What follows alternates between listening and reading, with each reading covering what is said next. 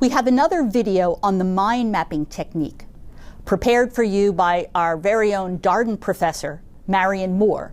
Let's take a minute and look at that now.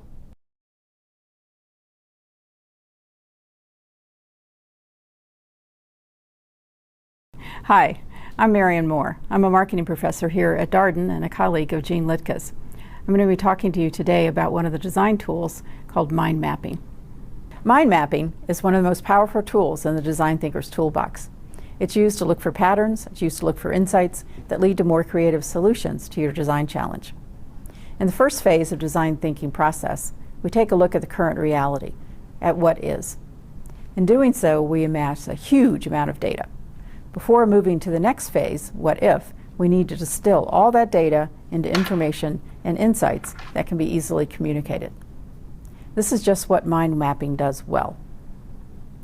At Darden, we've used mind mapping with executives, students, steelmakers, educators, retailers, those in not-for-profit firms, government agencies, consumer packaged goods companies, and all will attest to its power. Here's the formal definition. Mind mapping is looking for patterns and insights in the large quantity of data you collected during your exploration of what is, the current reality. The goal is to establish criteria for the what-if idea generation phase, which comes next. This phase is pivotal in the design thinking process. Mind mapping provides a segue from what is to what if. Mind mapping is an engaging alternative to that giant report we might otherwise have written to sum up and communicate in prose and charts and spreadsheets, all that your team uncovered.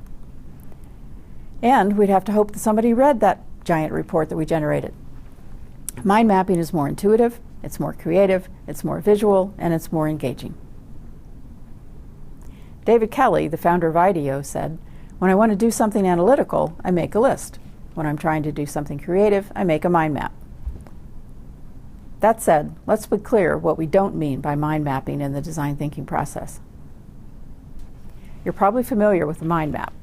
Probably familiar with one that looks something like this. This is actually one I drew to show my faculty colleagues how the marketing concepts and frameworks I cover in an executive education program fit together. It shows which concepts are more important, which concepts are connected to which. It's very visual. Note, however, it's a representation of my mind. The process of creating it involved only me. In design thinking, we use the mind mapping process to capture and represent the minds of our customers. That's minds, M-I-N-D-S, of our customers. We involve our colleagues in order to develop a common mind among them regarding the current reality of the design challenge. Through mind mapping, we extract meaning from data in a way that lets patterns and insights emerge. Patterns and insights we might otherwise have missed as we sorted piecemeal through the data to generate that report I mentioned. The end result will look similar to the mind map in the previous slide, but the design thinking process of generating the map deliberately involves many stakeholders. Now, let's take a look at the creative, intuitive process of mind mapping. Remember, though, we're not looking for an answer to our design challenge at this point, or even possible answers. We're still in what is. The transition from what is to what if is design criteria, not a design. In their book, Designing for Growth, Jean Litke and Tim Ogilvy set out the mind mapping process step by step. They use the metaphor of a yard sale or an art gallery for the initial steps. The idea being that you have a lot of stuff and you want to present it to other people, and a yard sale or an art gallery are a great way to do that. Trust them, it works. I'll identify the steps quickly and then we'll cover a few of them in more detail. Step 1 is to decide to hold the yard sale. Then you invite some shoppers or gallery goers to attend the sale or view the gallery. You offer tours of the sale or the gallery, letting your guests wander through at their own pace, noting what appeals to them. Your guests then meet in teams to discuss what appealed to them and to group similar items.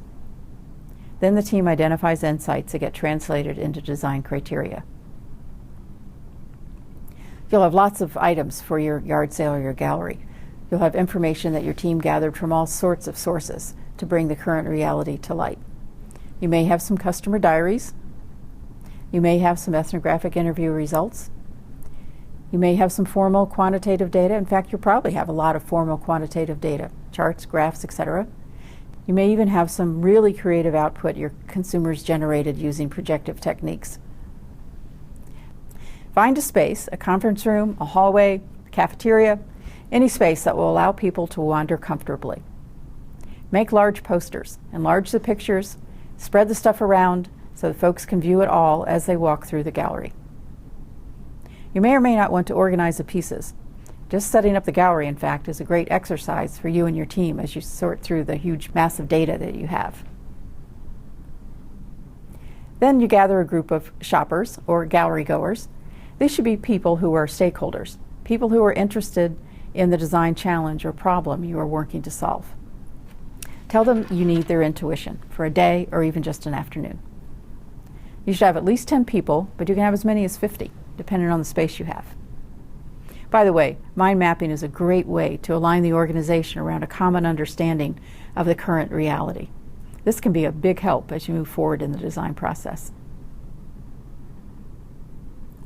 Equip each gallery goer with a clipboard, a bold marker, and a bunch of medium-sized sticky notes. Ask them to browse through the gallery on their own, with or without talking to one another. Ask them to pick out the good stuff. That is, ask them to note on separate sticky notes any item they believe might inform new ideas. Now be sure you have reminded them of the design challenge so they have that in mind as they browse. Ask them to take note of what fits as well as what doesn't fit. Sometimes the good stuff is what appears to be an outlier. Allow at least 30 minutes for this step. After the participants have viewed the gallery, ask them to return to the workshop room, arranging themselves at tables of 5 to 6 participants each. Before they start to share their good stuff, give them about 10 minutes to review their own sticky notes and group them into themed clusters on their clipboard. Then the sharing starts. Have one member of the team start with a theme, presenting his or her sticky notes related to that theme. Put these on a large foam core board, a wall, or whatever, so that the whole team can see them. Then another team member adds their sticky notes that are related to that same theme. The next team member does the same. Then a second team member will suggest another theme, and so forth, until all the sticky notes are on the board. Yes, even the outliers go on the board. Stick them around the edges. They may work their way in later, or they may serve as inspiration in some way you haven't anticipated. Do not ignore the outliers. Now comes the big payoff, identifying the insights that each cluster reveals.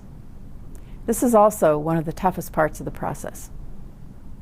Your participants have to move from a theme that has probably been more like a label, for example, guilt or no time, which is easy to come up with, to an insight statement. An insight statement is more than just a word. Your participants have made observations. Now they must turn those observations into insights. They need to uncover what's implied by the observations. A good way to get this started is to ask, so what? You might need to ask, so what, several times. Continue until meaningful insight statements emerge. For instance, guilt becomes people avoid thinking about their health because it makes them uncomfortable to realize they are really in charge. No time becomes people can't see how to work an exercise routine into their daily lives. Write the insight statements on large sticky notes and place them on top of the appropriate sticky note clusters. Then have the participants note the connections between and among the clusters for an even better representation of what is. At this point, the mind map is technically complete. The design thinking mind mapping process, however, is not complete. The pivot between what is and what if is the generation of a design criteria statement. The topic of design criteria, an important project management aid, is covered in more depth elsewhere. But for now, just know that design criteria are the conditions your design solution must satisfy in order to solve your customer's problem. These are conditions based on the insights you've uncovered through your deep understanding of what is. For instance, your solution to the exercise problem will have to be one that the user can easily fit into their day. Now, a compelling way to generate design criteria is to ask yourself, if anything were possible, what criteria would our new design meet? Once you have your design criteria in hand, you'll be ready to move on to thinking about possible solutions to your design challenge. Design criteria are the foundation of what if. Your team will have agreement regarding how to decide if a solution is good, but you won't have a solution in mind. In what if, you'll focus on possibilities. I hope you can see how critical mind mapping is to the design thinking process, and how it can unleash creativity and intuition that will serve you well throughout the rest of the process. And mind mapping can be a lot of fun.